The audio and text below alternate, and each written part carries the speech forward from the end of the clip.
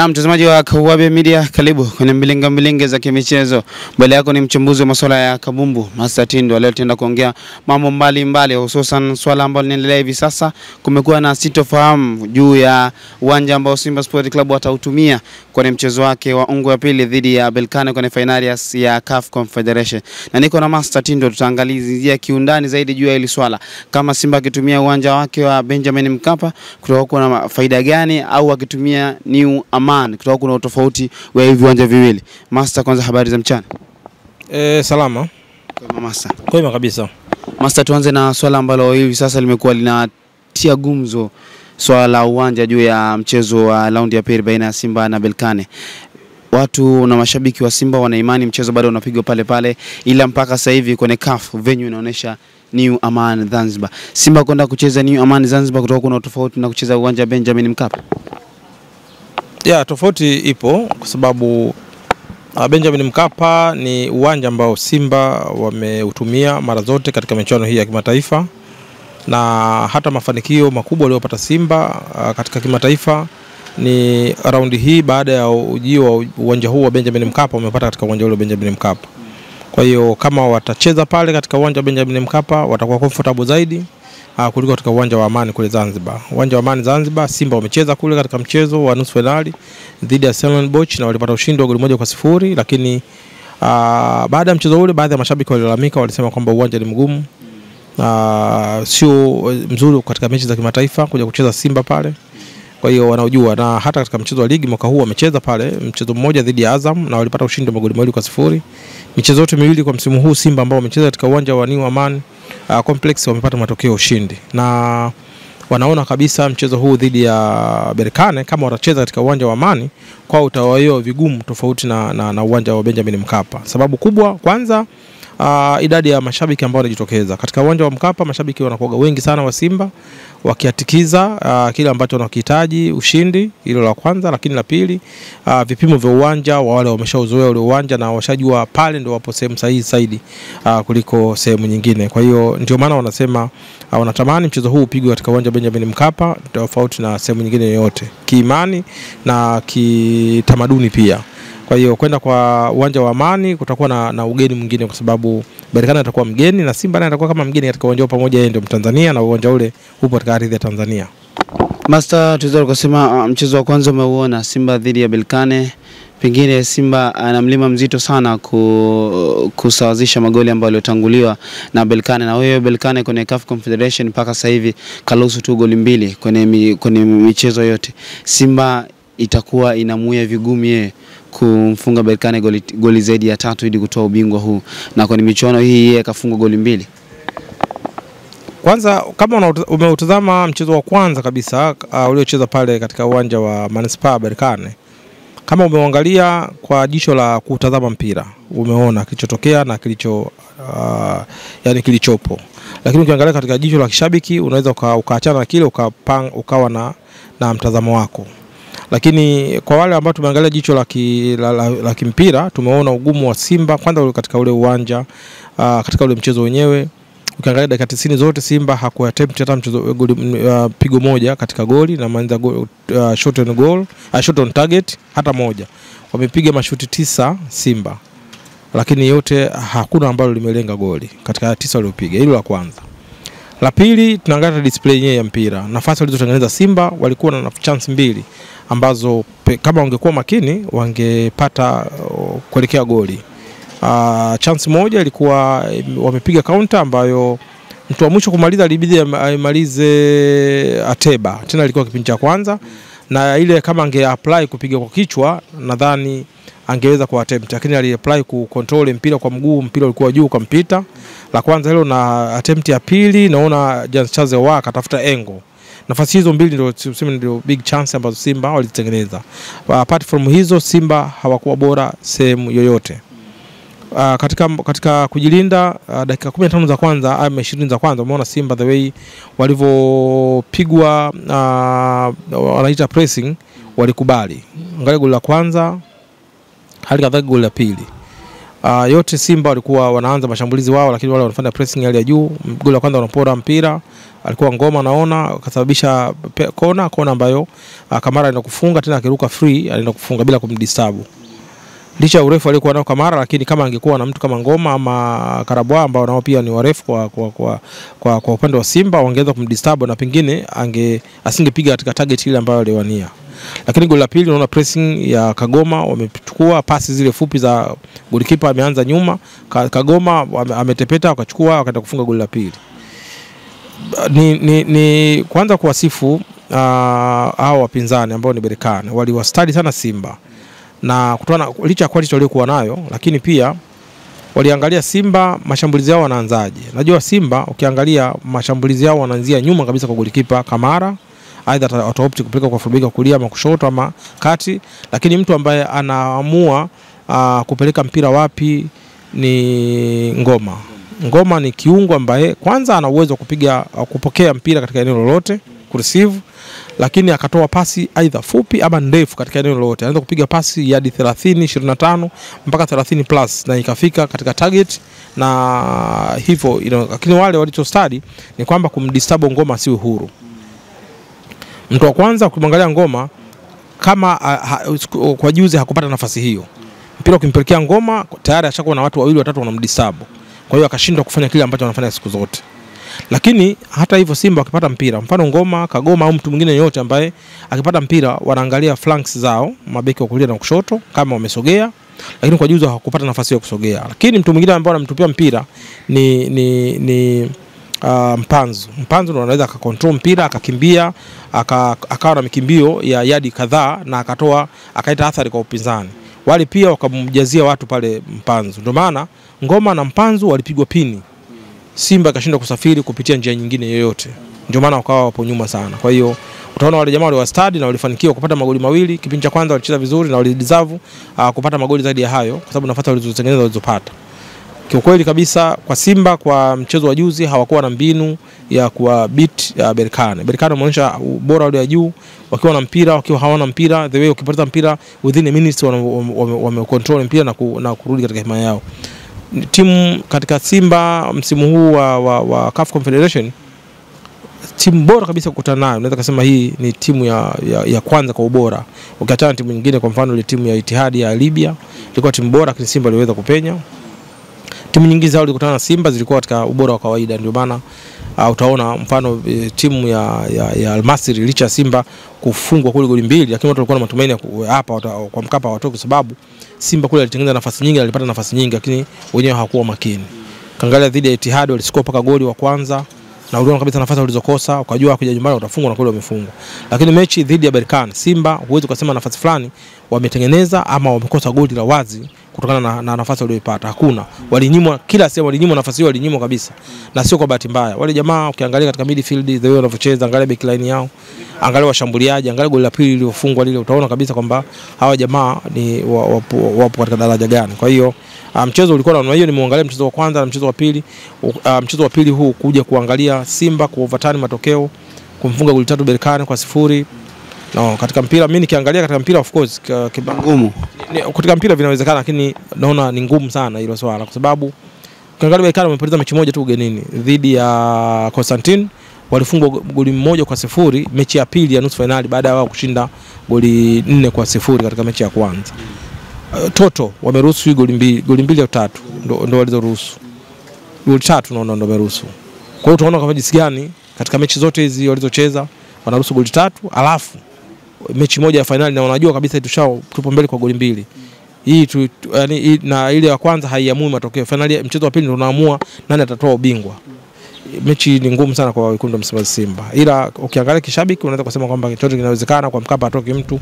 Lakini kwa hii finali imewea vigumu sana Simba. Kile ambacho washabiki wengi wa Simba na hata wachambuzi na wanahabari wa michezo walichokuwa na kizungumzia kuhusiana na Simba Sport Club, counter press inawatesa dhahiri shahil, sasa kinaanza kuwatafuna master. Counter press ukiwafanyia Simba kutoka kwenye zoni na kwa ngumu, ukija ukaangalia kwenye magoli baadhi mechi kubwa wanafungwa magoli ya design ile ile. Sio mechi kubwa tu, hata mechi ndogo za kawaida hapa unaona Simba anaruhusu magoli. Ukiangalia hata mechi za ligi hizi za viporo, mechi 4 karuhusu magoli 2 na mapema kabisa anaanza kuruhusu goli. Anaruhusu vipi? Ukiangalia ile goli amboni Simba angekuwa makini wasingeruhusu ile goli. Aidha golikipa ama viungo ama mabeki wake. Kwa mfano angalia goli walilofungwa na la ligi, ukiachana na nini na wale Mashujaa. Kuna lilifungwa lilipigwa shuti mbali.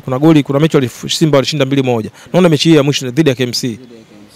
Naona kuna wakati mabeki wachezaji wa Simba walikuwa 5 against mchezaji mmoja. Naona kitu kama si Mashujaa ama ila KMC. Nikirudi nitaenda kwa nini. Kama wachezaji 5, mabeki 5 kwa mchezaji mmoja lakini akawahi kufunga. Simba pia ukiwa na sio Simba, tunajua kuna wakati fulani hivi mwalimu wa Yanga yule Sidi Romovic alisema intensity ya ligi ya Tanzania, alizungumza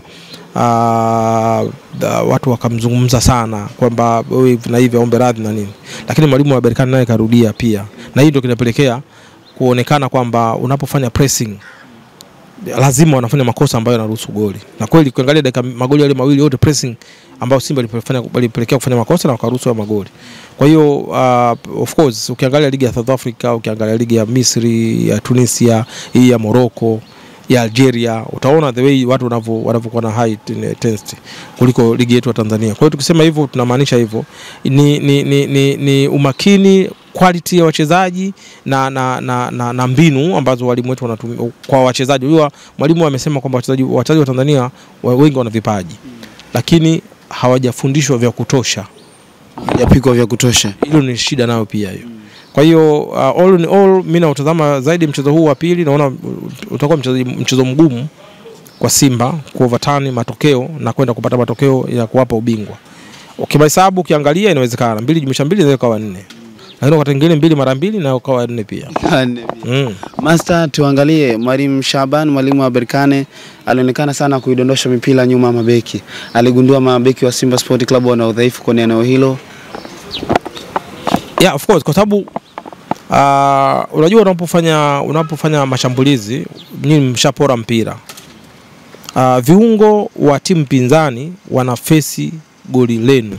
Kwa hiyo mbinu pekee ni kupita kurusha mipira nyuma ya mstari wa mabeki ili beki ageuke awai ule mpira. Njia pekee ni kucheza offside trick.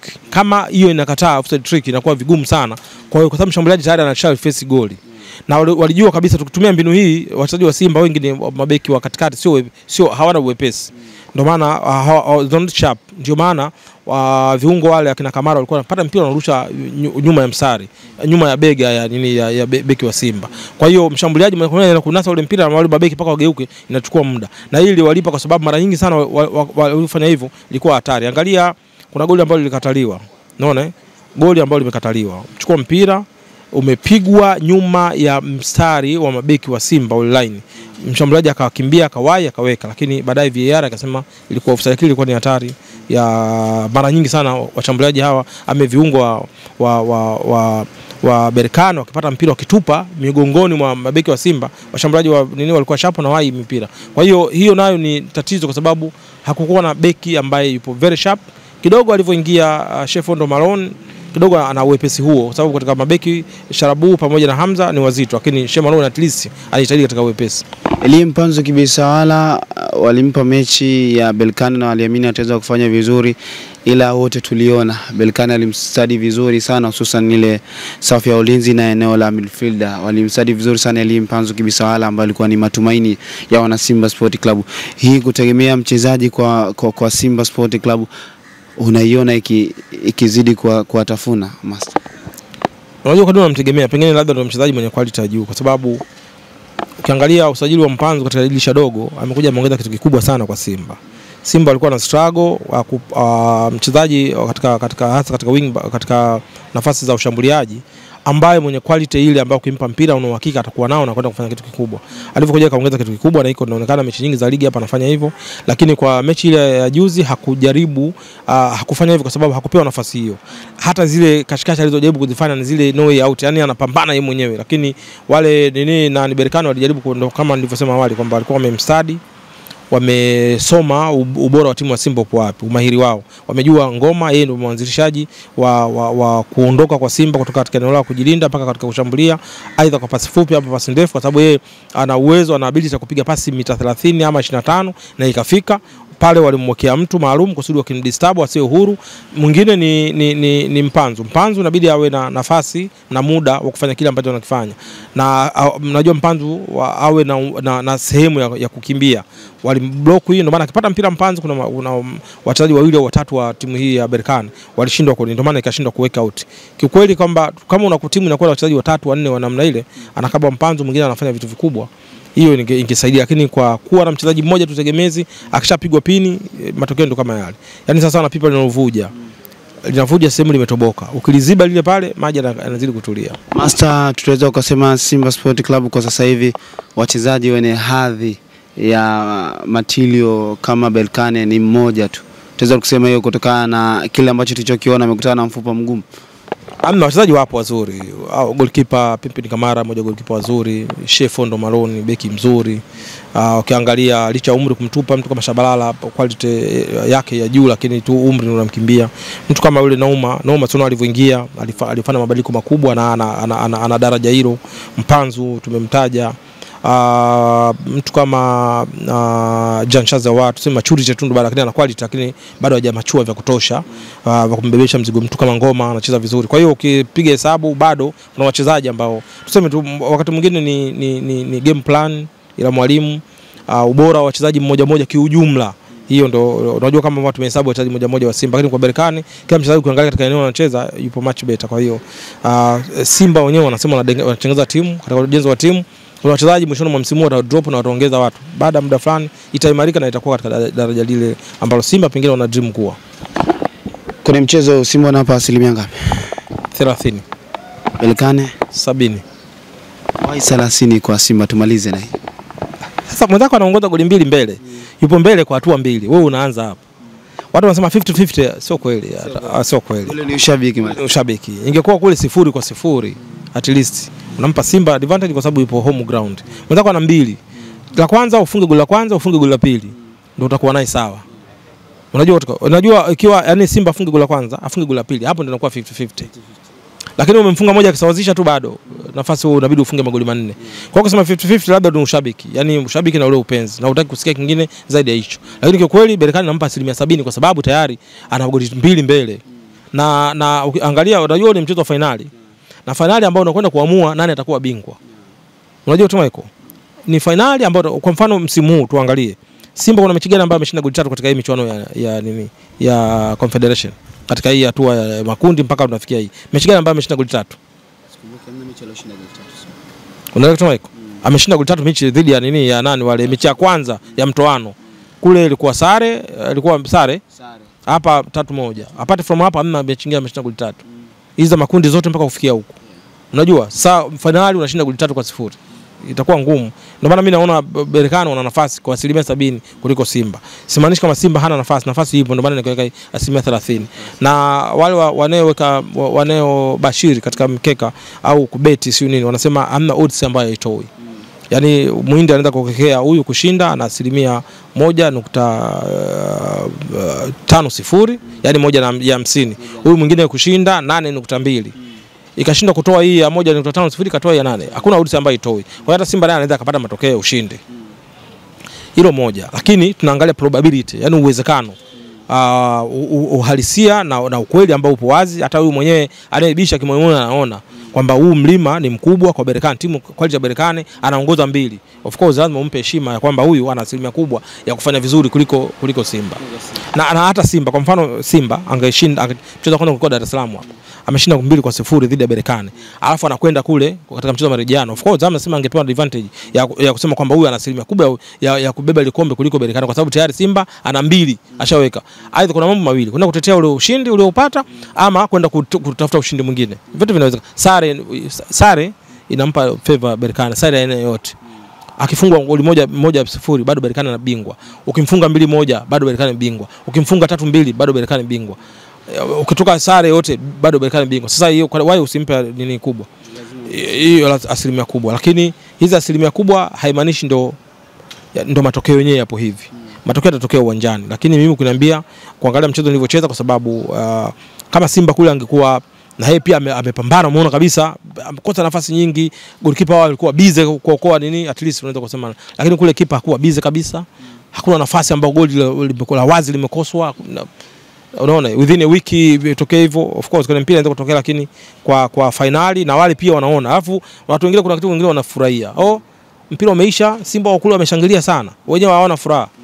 Ile ni mbaya sana, kushangilia sana ile ni mbaya, kwa sababu wao jamaa wanaona game is not over.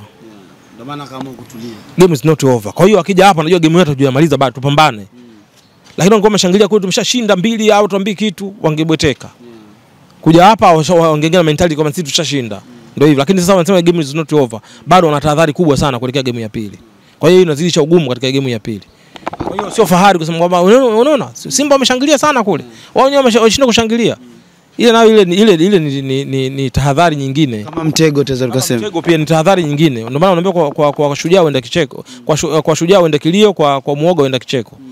Hii ina methali, hii methali ina maana hiyo kwamba wale wameona kwamba game haijaisha, tusiwe na furaha zaidi kwa sababu game inaisha, kwa sababu kuna uwezekano pia na wao wakatufunga na wakapata matokeo ya ushindi na wakachukua ile kombe. Kwa hiyo cha msingi tujitahadharishe kwenda kulinda hiki ambacho tumekipata mpaka itapoonekana kwamba hapa sasa ubingwa upo, ndio tushangilie. Lakini wangeanza kushangilia wangebweteka, pengine ile ingempa advantage Simba kuja kubadilisha yale matokeo. Lakini wale pale tahadhari bado wanayo.